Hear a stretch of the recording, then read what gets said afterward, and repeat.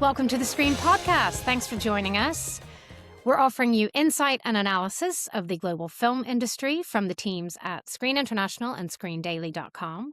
I'm Wendy Mitchell. I'm a contributing editor at Screen, and I'm delighted to be introducing this episode. We're really going to delve into the Bafta nominations, also looking at how those compare to the Oscar nominations.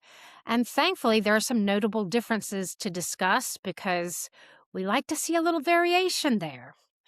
This is not just going to be a rundown of the nominees. You've probably read those already. In this episode, we're also looking at the box office of some of these films, the release patterns and calendar throughout the year, and also looking at some of the interventions that BAFTA has made in the voting process. And do we think those are working? One place it certainly does seem to be making an impact is in the documentary category, where I think the intervention has made a difference this year. I am not joining the full discussion today because I am at the Gothenburg Film Festival, Göteborg, in Sweden. It is my first film festival of the year. It is always absolutely one of the highlights of my year. So well organized. Everybody from the Nordics is here. And some amazing international guests. I'm going to be seeing James Schamus later. I hope some of you are watching this video version and you can look at this little development above my bed over here. A portrait of Ruben Östlund. Yes, he's a hometown hero here in Gothenburg. He studied film here. He lives here. His company with Eric Hemmendorf Platform Production has an office here. And he's going to be, of course, coming to the festival. He's giving a talk, and hopefully he's going to preview a little bit of his new film, The Entertainment System is Down.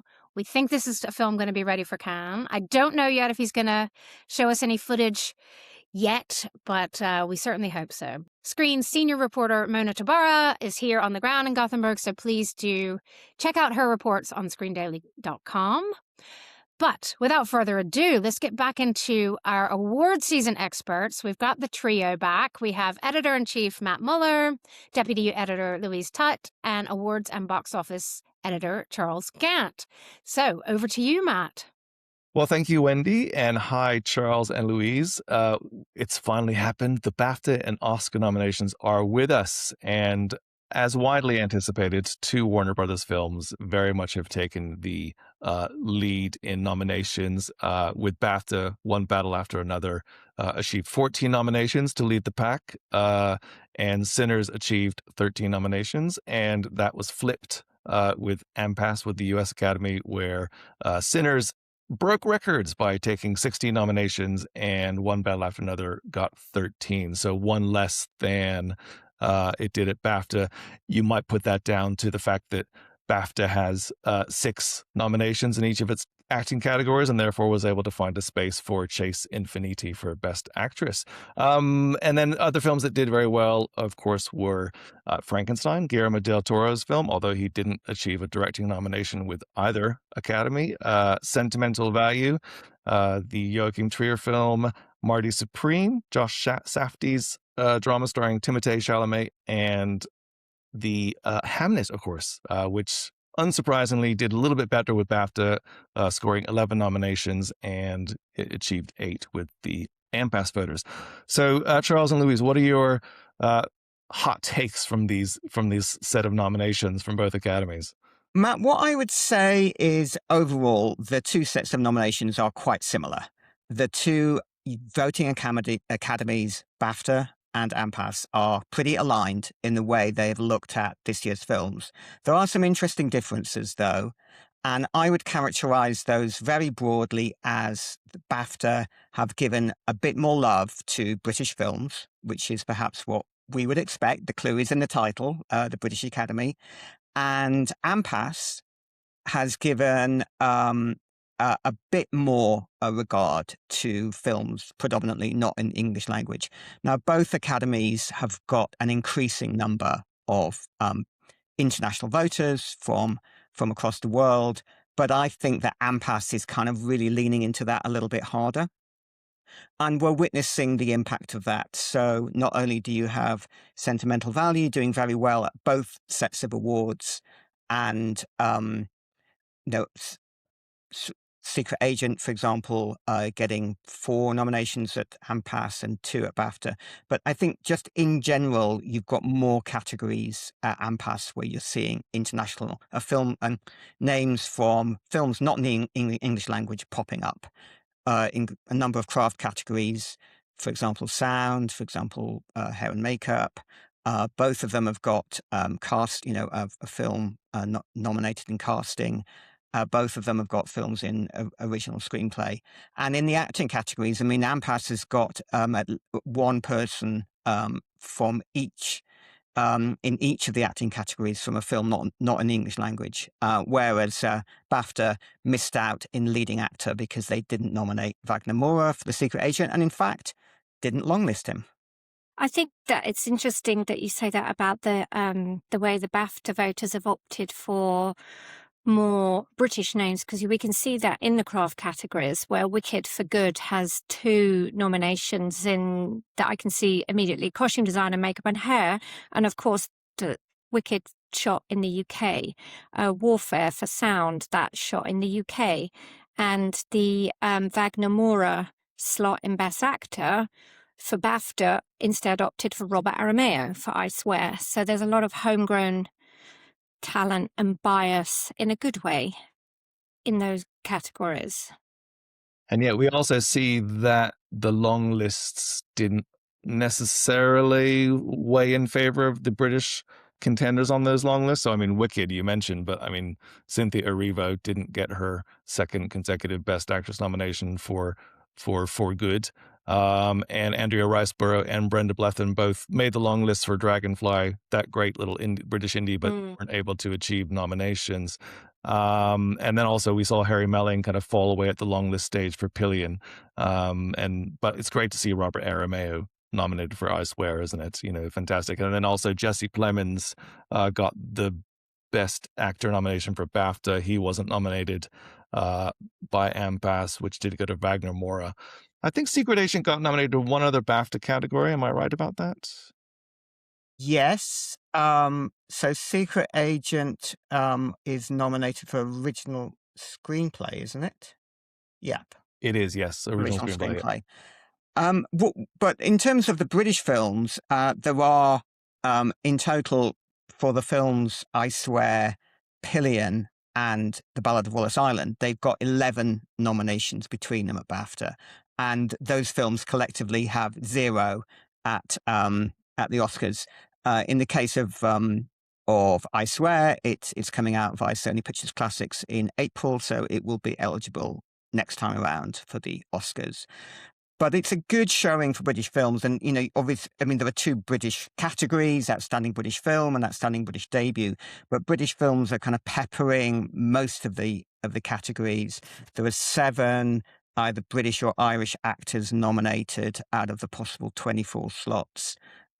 So, there were names there. You mentioned Robert Aramayo, but also Peter Mullen for I Swear. Jessie Buckley, Ireland's Jessie Buckley, we expected to be nominated for leading actress as she was at Oscar. But Paul Mescal was also nominated at the BAFTAs, as was Emily Watson. And Kerry Mulligan was nominated for Ballad of Wallace Island. So there's a much stronger British contingent of actors getting the attention of the BAFTA performance voting pool. They, throwing out some love for some British performers that were overlooked at Oscar. Irish. British and Irish. Can't. Yeah, Jesse and Paul.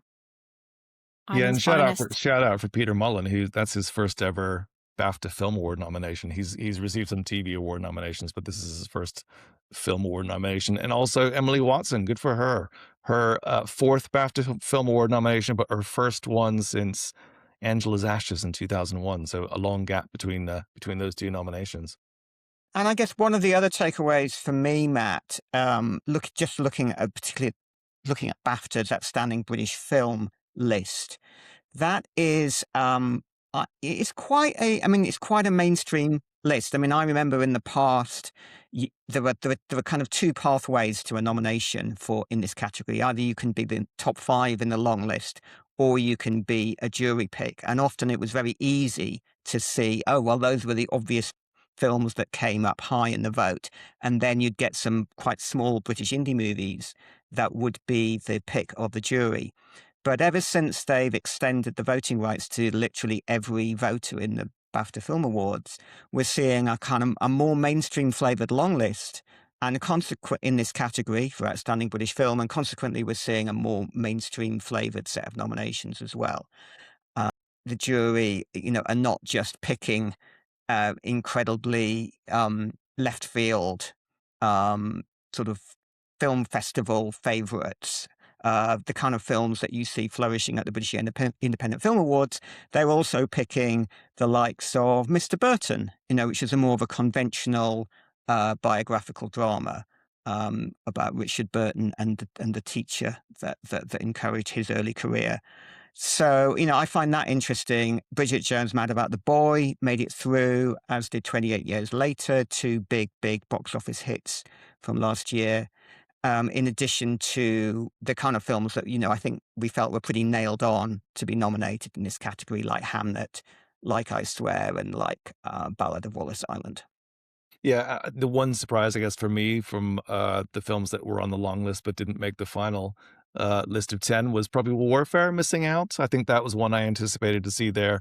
I mean, look, the list is still great, but there's Warfare, I'm assuming, obviously didn't make the top 5 because the top 5 got through automatically and then wasn't selected by the jury for the next 5. So I think it is hard to tell from this list which are the 5 that got through with the highest number of votes and which are the jury picks. I'm guessing Bridget Jones was a jury pick. I'm totally joking about that. I would say that's literally probably Bridget Jones, Ballad of Wallace Island, 28 Years, Hamnet. No, actually, maybe you can work it out. But I would say the jury's picked some interesting choices. You never know though, Matt, because juries, you could just imagine a jury saying this was an entertaining film. It was really well made. It was actually a return to form for the franchise. There was some, one of the biggest box office hits of last year. So you need a few people on that jury to really pull in that direction, and it's not absolutely certain that it wasn't a jury that allowed that film to go forward. Those kind of big films that shoot in the UK, though, there's a lot of BAFTA voters in that crew, I imagine. And all of these films are shot in the UK, apart from Die My Love, which shot in the US, was really produced by Jennifer Lawrence's production company. We know it famously got recommended to her through Martin Scorsese's book club. And it's Lynn Ramsey and her producer, Andrea Calderwood, bringing the UK element there, and Alice Birch, who co-wrote it. The other interesting one for me is Steve, which is, it obviously qualifies as completely eligible. Max Porter is the writer on it. He's British, and that's shot in the UK because otherwise the main production company is Irish, and the director is Tim Mealance. So there are some interesting choices. It's a wide list. It's a good one to watch all those films. I still haven't watched all those films, and they're all available to watch even if you're not a BAFTA voter now in various ways. So I think it's a great sort of snapshot of the UK film industry at the moment. Yeah, which is why this category is so great. And obviously it is the one thing that distinguishes, BAFTA's Britishness from Oscar, which otherwise, as we were saying earlier, is very aligned with, the Oscar nominations overall. But this category does give its distinction, as does the sort of outstanding debut by the British writer, director, or producer category. And that's obviously juried, as we know. I think the films they've selected there, I'm sure they look like they were probably all going to make it. That maybe the one people might sort of thought might have been there was, Harris Dickinson's Urchin. That didn't make the cut in the end. But shout out to the ceremony, because that was, and to Edinburgh International Film Festival, which selected that film as its inaugural winner for the Sean Connery Prize for Feature Filmmaking Excellence when they relaunched that award in 2024. So that's a good achievement for them. I'm a big fan of all those 5 films nominated. So The Ceremony, My Father's Shadow, Pillion, of course, which, I think we'd all have been quite surprised if the jury hadn't picked Pillion, which is the big breakout debut independent hit of the year. The documentary A Want in Her and Waste Man, which I would have liked to see also in Outstanding British Film, but did not make the long list. But we should maybe talk about the international films, because that I think there's something worthy of remark about that into both looking at the BAFTA list and the Oscar list. So exactly the same 5 films this year. It was Just an Accident, Jafar Panahi, The Secret Agent, the Brazilian film from Kleber Mendonça Filho, Sentimental Value, Sirat from Spain, Oliver Lax's film, and The Voice of Hind Rajab from Tunisia, and they are the same 5 films for BAFTA and Oscar, despite the fact we have such completely different set of titles submitted in these categories, completely different eligibility criteria. So in the case of Oscar, it's the countries that submit their films. In the case of BAFTA, they have to receive a UK theatrical release within a month of the BAFTA ceremony and be submitted by the distributor. And there are an awful lot of, if you look at those 2 lists of eligible titles, there was, huge differences. And most years, the nominations are different. I honestly cannot remember a single occasion where the 5 films matched up completely. And normally there are films that are on the BAFTA long list which are not eligible for Oscar, recently. Yeah, we have to find out if this has ever happened before and mention it on a future podcast, because if it has happened, it was a long time ago in the past. I agree, Matt. I have to confess I have not had time to do due diligence on this. It's been quite busy ever since these nominations were announced. But yeah, we have to dig into that. Because Anatomy of a Fall, Past Lives last year was All We Imagine Is Light. There've been many examples of films not eligible for Oscar that have been nominated. It's an incredibly strong quintet, and of course we were anticipating this was going to be the Neon Fire for a long time. Well, of course that didn't happen because No Other Choice did not make the BAFTA or Oscar nomination list. But we have to give a shout out.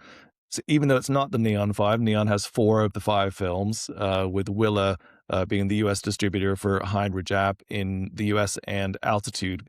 Great job, Altitude, for having Hind Rajab in the UK. But also, look, MK2 Films, the great French sales company, which reps, 3 of those films, the Jafar Panahi, the Kleber Mendonça Filho film, and the Joachim Trier, and then the Match Factory had Sirat, and then unsurprisingly, Mubi has all 4 of those films. So that was one of the big stories of Cannes last year, was the whole Mubi MK2 Neon triumvirate. And now I'm very intrigued about this year's Cannes to see whether those 3 companies, come together again and create sort of quite a stir as they did last year. Well, it'd be interesting to see how they all perform, at the end of all of this. At the box office. Yeah. Louise, you bring up a really good point, because then I've sort of spoken to campaigners and talking about how often sort of a later release date can be make it harder for a film to achieve a nomination. And then I'm making the point, but a later release date is really good for box office, because if you get the nomination first and then you release, as was the case, in the UK last year with I'm Still Here, Altitude did really well by holding that film back.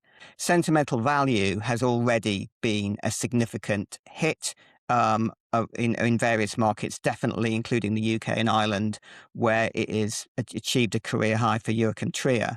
But the film that kind of interests me here is one that we just mentioned, but actually has not been nominated, which is No Other Choice. And Park Chan-wook is a known name. People were eagerly anticipating this film. It's got an intriguing premise. And I think the box office on that film, it's going to be higher than It Was Just an Accident. It's going to be higher than Voice of Hind Rajab. We'll see how The Secret Agent and Sirat pan out, but certainly not achieving a nomination. I don't think it's going to hold back No Other Choice at all. It'd be interesting how Sirat does, given how well it's done, as we've said before on here. in France and Spain and other territories, is very much a film that once the word of mouth gets going, you have to see this film and you have to see it in a cinema. And that's later in February, isn't it? It's going to be just around around the time of the ceremony. Yeah, and Altitude, held the release of that film back. And I think that had they released it earlier, it's just possible that they could have, more voters would have seen it. It could have maybe got nominated in more categories at the BAFTAs. But the real prize is, the box office. The nominations are there to help the box office, not the other way around.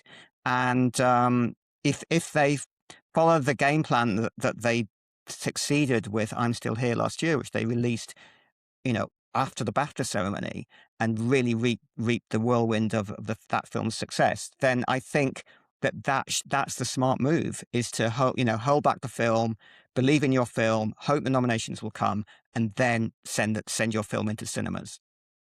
We can talk about the argument for releasing the films that first premiered at Cannes a lot earlier in the year on another podcast, because I do think there ends up being a real kind of January, February, March in the UK. You have all these prestige awards films, and there's almost too many, and whereas in the summer, there's nothing. I wonder if audiences love that, though. They just know that there's a certain time of year where they're just going to have, a plethora of choices at the cinemas, of all these kind of amazing, awards qualifying films. I think they'd like them in the summer too. Yeah. I've got a couple of things to say there. One is, I think the London Film Festival does create a bit of a kind of roadblock where people, producers, sales agents, they really want to be there. Producers, let's say producers and filmmakers really want those films to be in the London Film Festival.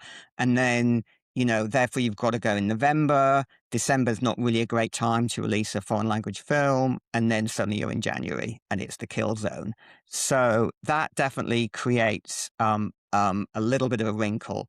And then to your point about people loving, this time of year, I mean, this is very anecdotal, but window into my life, I was, literally in the Tate Modern, cafe, people next to me having the most learned conversation about Hamnet and Marty Supreme and Leonardo DiCaprio's Oscar chances. I mean, they're literally going through all of the films that they'd watched and how many stars they'd given it on Letterboxd. And I was thinking, it's like some piece of performance art, but I was pretty impressed with what they were saying. Well, I say spread them out through the year. Exactly. Well, I'm glad to hear that.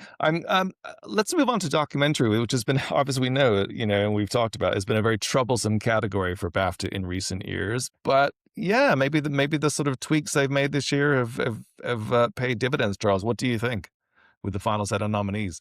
I think this is a very strong set of nominees at BAFTA for documentary, but also a very strong set of nominees at Oscar, even though only 2 of those films overlap. I think if you look at the 8 films in total, those are all, I mean, you really can't argue with any of them. And, it's obviously a shame that there's only 5 spots in each set of awards. But yeah, for BAFTA, they've got 2,000 Meters to Andrivka, which is Mstislav Chernov's film, Ukrainian filmmaker. You've got Petra Kosta's film Apocalypse in the Tropics. You've got Laura Poitras and her creative partner's film on Cover Up, Mr. Nobody Against Putin, and The Perfect Neighbor, which those latter 2 films are both also nominated at Oscar. So what we have had in the past is a rather sort of large opt-in chapter for documentary at BAFTA, myself included, who were not documentary specialists, and you ended up with a kind of quite a populist long list that chapter had created, often with a lot of biographical features, often with a lot of music features, quite celebrity spotted. And I think Lamb, the movie, who can forget that nomination? I mean, great movie, I loved it, but I'm sorry, BAFTA nominee, possibly not.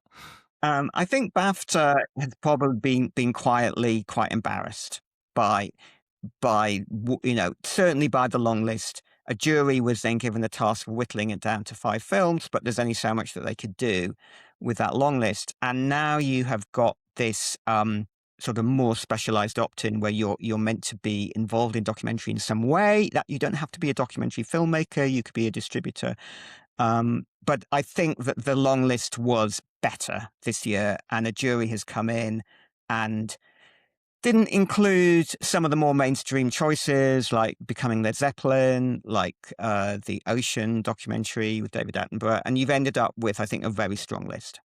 And animated film and children's and family film. Again, like children's and family film, I think we were wondering what the point was last year. This year, much more differentiation between the two. One crossover title, Zootropolis 2, which made both categories. Animated film, only 3 nominees this year. That's due to the number of films that were entered, correct? And then we know, obviously, they Netflix were not eligible with K-pop Demon Hunters, which you would have expected to see on this list probably, but they didn't meet the release criteria. So we end up with Elio, Little Emily, and Zootropolis 2 in animated, and Arco, Boone, Lilo and Stitch, and Zootropolis 2 in children's and family film.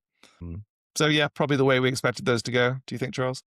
Well, yeah, mostly. Although I have to admit I love Arco, and I did expect it to sort of make it through onto the I know there were only 3 slots for animated film at the BAFTA because there's only 10 films entered, which I'm sorry, I think that is a bit hopeless.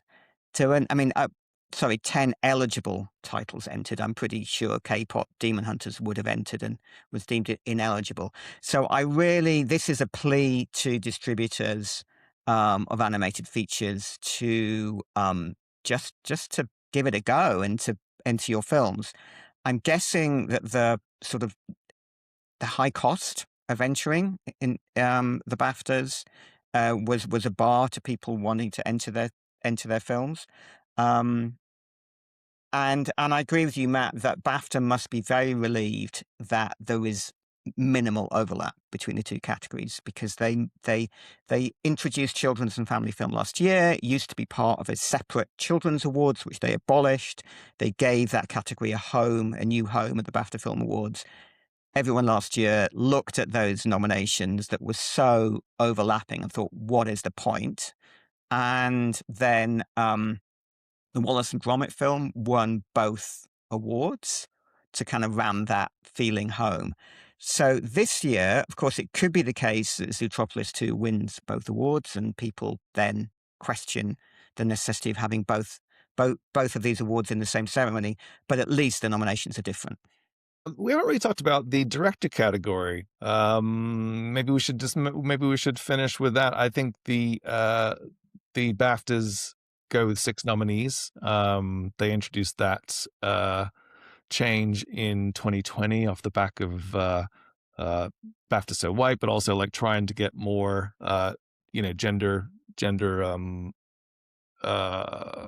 parity. Parity, exactly, in that category. That's been quite an interesting evolution over the years. I think the first 2 years they introduced that change where they had an even number of long-listed filmmakers, male and female, and then they ended up in the first 2 years with categories that had 2 or 3 or I think 4 of the first year female director nominees. Since 2022, it's gone down to 1 female director per year who makes the nomination list. But at least because of the 6, spots available, they always have at least 1 female filmmaker in this category. And this year it's Chloe Zhao. So the other 4 long-listed filmmakers in that category didn't make it through. Lynn Ramsey for Die My Love, Catherine Bigelow for House of Dynamite, Hikari for Rental Family, and Kauter Benhania for The Voice of Hin Rajab. But it's a valuable intervention still. I mean, I think, you Louise and Charles, you spoke to Jane Millichip and Sarah Putt this morning, and they think this is just something that they want to continue doing, the intervention in the sort of director category. Very much. I mean, they're very satisfied with the way it's working. Of course, you could argue this year that maybe Chloe Zhao would have made it through anyway. I mean, I wouldn't have said that was certain at all. What's interesting is the fact that Hamnet is received 11 nominations, which is the highest in BAFTA's history for a film directed by a female director, which is great. But then you see the rest of the list. The second highest is Jane Campion's The Piano, which received 10. Catherine Bigelow's The Hurt Locker, which received 8. Jane Campion's Power of the Dog again, which received 8. And Chloe Zhao again, Nomadland, which received 7 back in 2020 and 2021, sorry. And, there's only a few directors who are sort of allowed to, join that club. Still a lot of work to be done. And I wouldn't be surprised if BAFTA looks at it even more. Well, it's interesting because the first, when they first had this intervention, they not only had the gender balanced long list, but they also then had a jury that was making selections from that long list. And it was I hesitate to say as a result of that jury, but nevertheless, a jury did those years where there was a significant number of women directors nominated were the years of the jury. And more recently, we have had the gender balanced long list, and then we have a straight vote from the director chapter. And what has happened has been a set of nominations which have been 5 men and one woman.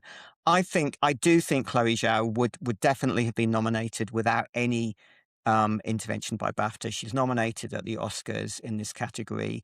It is clearly one of the most esteemed films of the year by BAFTA voters. So, I do feel that the intervention hasn't had any impact on the nominations. But by the same token, I take the point of BAFTA, which is that the long list itself is important for visibility. The long list itself is important because the directors who are voting must watch all those 10 films. And so if they haven't seen The Voice of Hind Rajab, they have to watch it. And that is a win in and of itself. I completely agree. I mean, I think the long list stage is incredibly important.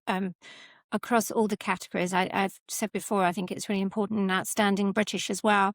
What's interesting is the BAFTA nominations, the way it's fallen this year, the long list has had longer to breathe. People have had longer to watch the films. Yeah. I think it's only something like 4 days, and there's no, compared to last year, and four more days. Yes, sorry. Yeah. 4 more days. 4 more days compared to last year, which did feel like quite a quick turnaround. And I checked in with BAFTA about this, and they, the US Academy sets all of its dates, and then BAFTA works around Oscar's dates. And so there is no, it's not definite it will happen again next year, the way it's fallen this year. So but I know BAFTA, and I think everybody thinks it's much better for these long lists to have longer to breathe. So let's see what happens next year. Yeah, I think that was an incredibly important move by BAFTA as well, because you just, a week is not enough time. You need that space to kind of be able to watch all the long listed titles.